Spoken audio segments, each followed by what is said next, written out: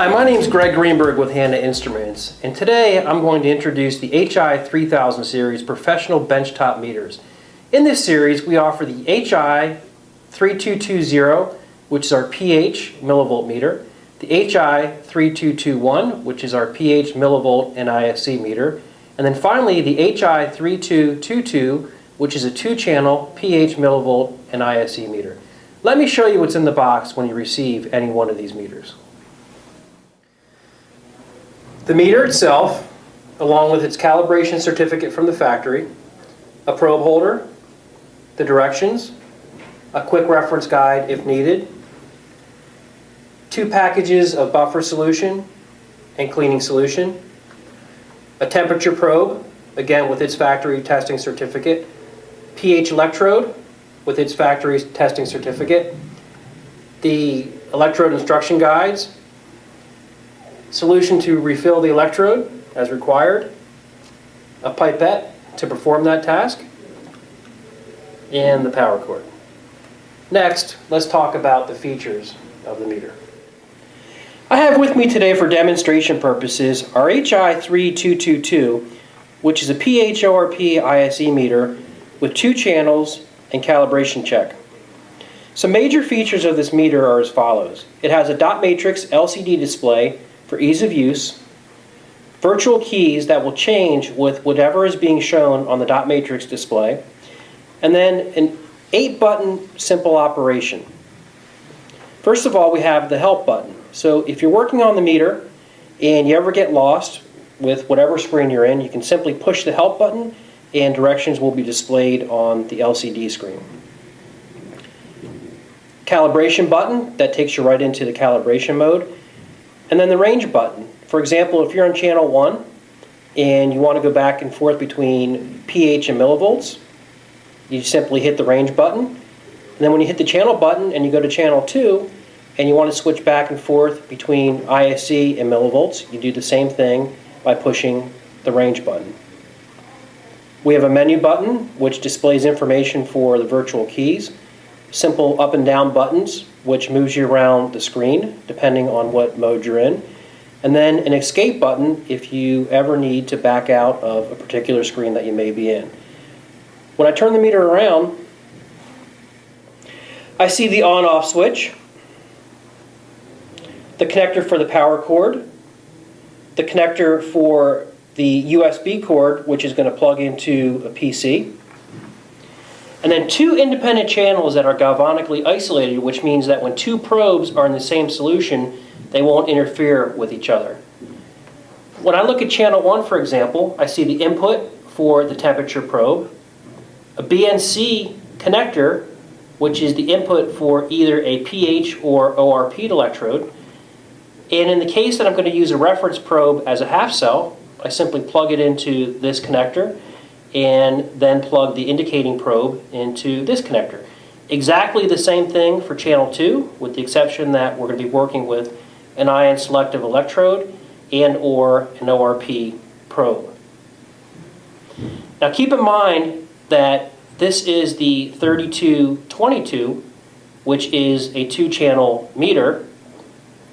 We offer our 3220 and our 3221.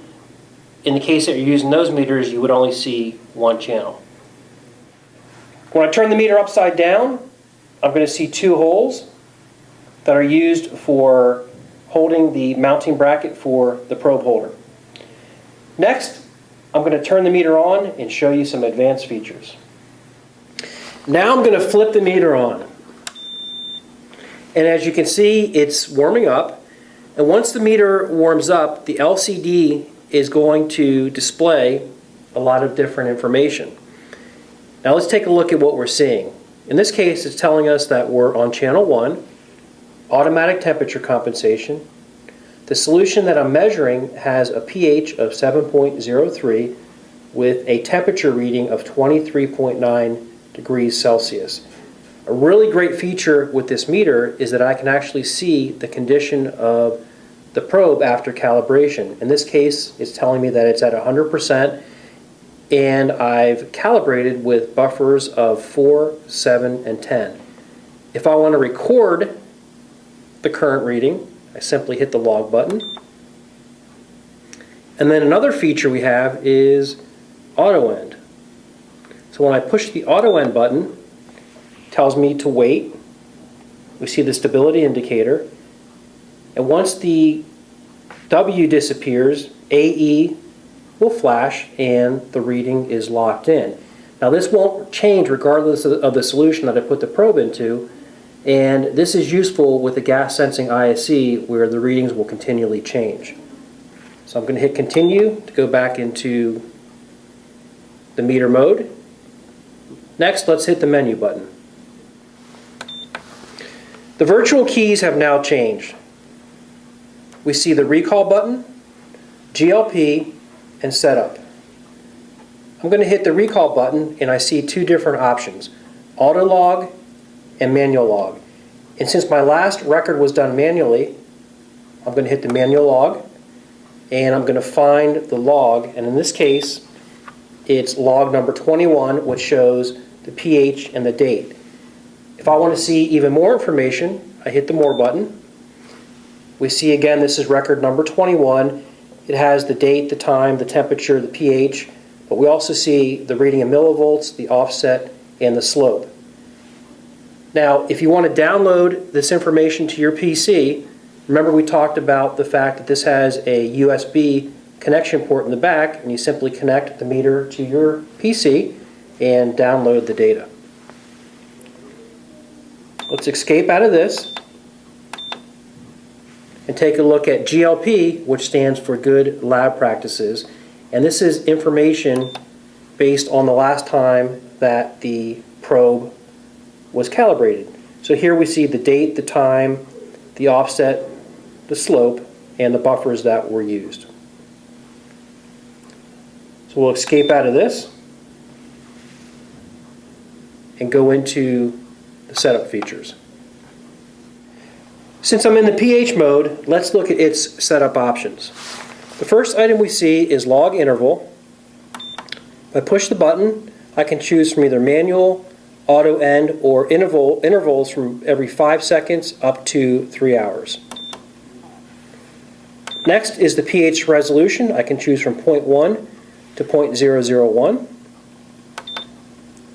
Auto end stability. So if drift is not an issue, then I can choose to do it very fast, or if I need a very accurate reading, then I push the accurate button. Calibration timeout.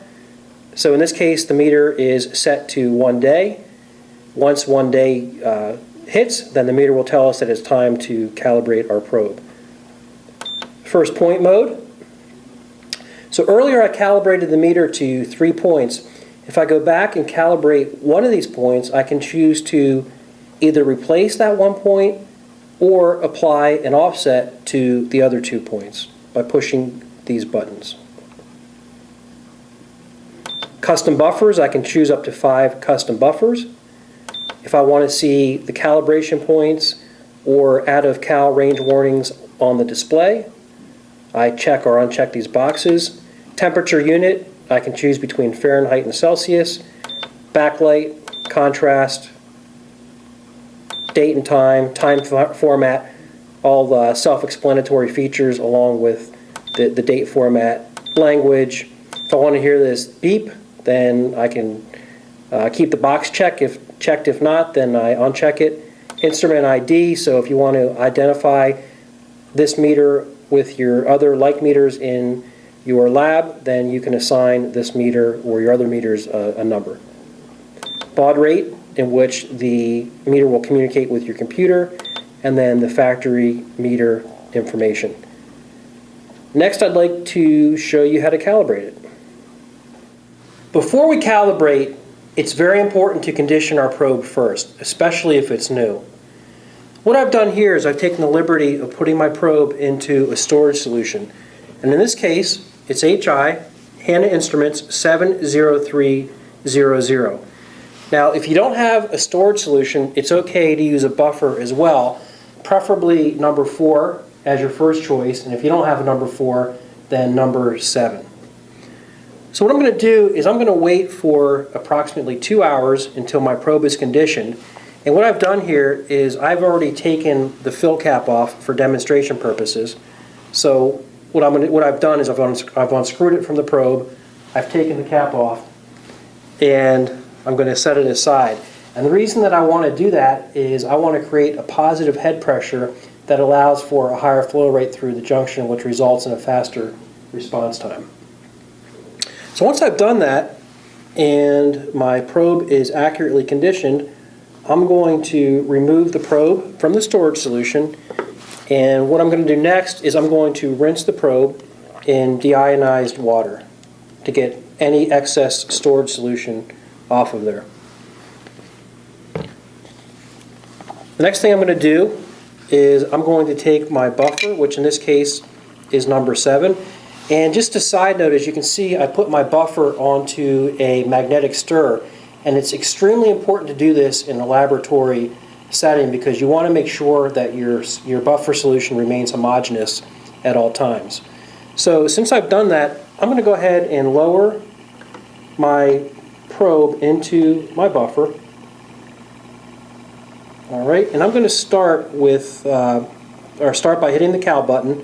And keep in mind too, it's important to make sure that your junction is covered by the solution. Otherwise, the calibration is not going to work. So what I've done here is again, I pushed the cal button and I'm waiting for the meter to read at 7.01 or to recognize that buffer. And when it does, I'm going to hit the confirm button. So let's give that a second to come up. Okay. So I'm going to hit the confirm button, and what I'm going to do next is, once again, I want to rinse off my probe with deionized water, get any excess buffer off of there that's already on there. So I've done that, and since I just happen to have a 4 with me, I'm going to put 4 onto my magnetic stir, and I'm going to put my probe in there and let it calibrate. Now at this point, if I wanted to go with a 10 or a custom buffer, then I can go ahead and do that depending on what type of calibration and how many points that I want to calibrate at. Something important to note while this is doing its reading is that this meter has cal check. So if my buffer was contaminated or my probe was dirty, then the cal check feature would tell me that. So as you can see, I'm ready to confirm, and in this case, since I'm going to do just a 2-point calibration, I'm ready to take my measurement, but the next thing I'm going to do before I do that is I want to escape out of here. And as you can see here, again, this is part of the cal check feature. This tells me that my probe is at 100% and it's ready to go after calibration. Next, we are ready to take our measurement. Some final notes. It's extremely important to keep your probe conditioned after usage. In that case, I recommend using a storage solution, HI3222. If you choose to store in the probe's protective cap, simply pour some storage solution in the cap and put it on the probe accordingly. If you don't have storage solution, again, it's okay to keep the probe in a buffer. Preference is 4. If you don't have 4, 7 is okay as well.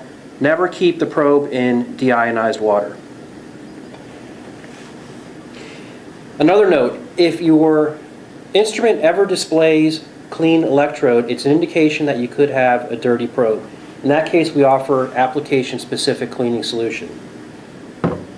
Today's demonstration was on a 3222, which is a 2-channel meter, and again, it's pH, millivolt, and ISC. Today's demonstration was on setup and calibration for pH.